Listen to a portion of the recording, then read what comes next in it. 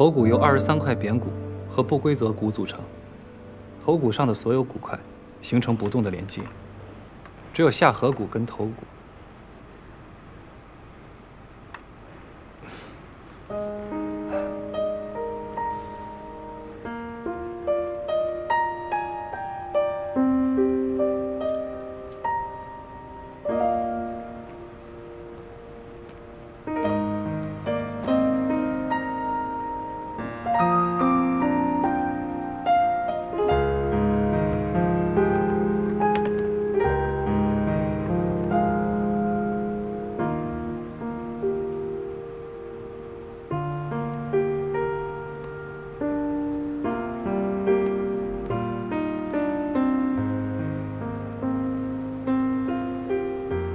点骨造型好像不错。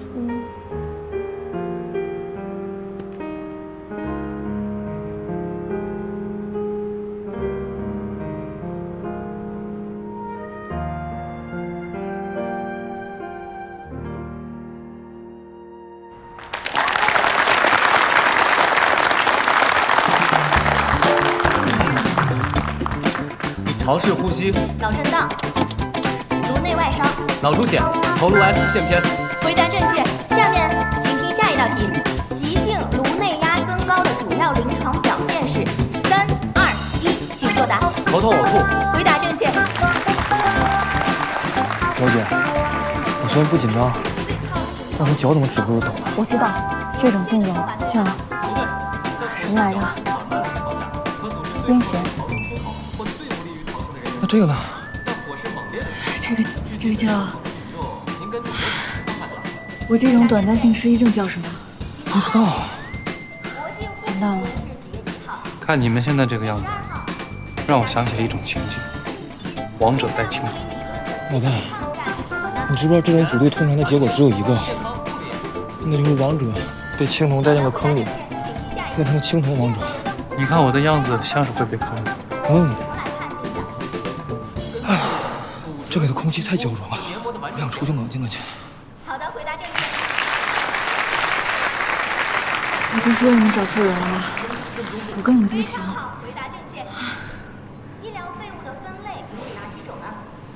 感染性废物、损伤性废物。我说没问题就没问题。化学性废物、药理性废物。非常好，再次回答正确。请问胸部抽你怎么这么自信啊？严重的并发症是什么？没人告诉你们，我从来不打电话。待会儿领完奖，我带你去个地方。什么地方？准备好了吗？到我们了。还有社会安全事件，请听题：护理程序的基本步骤是什么？评估、诊断、计划、实施、评价。回答正确。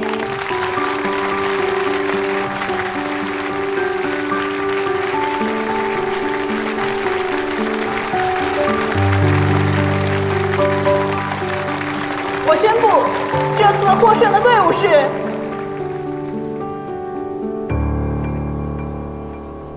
云际医院医疗队。赢了，老大！赢了，我们赢了！